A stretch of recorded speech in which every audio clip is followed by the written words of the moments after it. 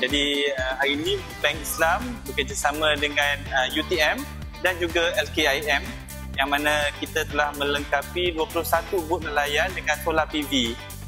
Ianya bertujuan untuk mengganti sumber yang berasaskan daripada diesel yang diguna sebelum ini. Jadi sebenarnya sumber daripada tenaga solar ini kita gunakan untuk operatekan sistem-sistem dalam booth itu sendirilah, seperti sonar, GPS, walkie-talkie dan sebagainya.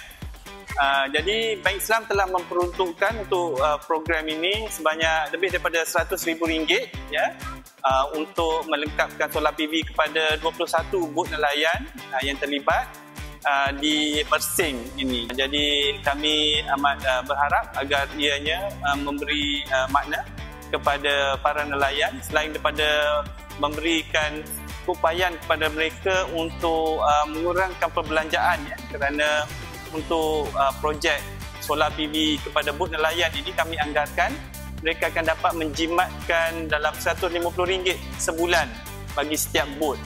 Jadi ini adalah antara contoh inisiatif Bank Islam melalui Sadaqah House Bank Islam dalam menjalankan projek-projek yang memberikan impak positif kepada masyarakat.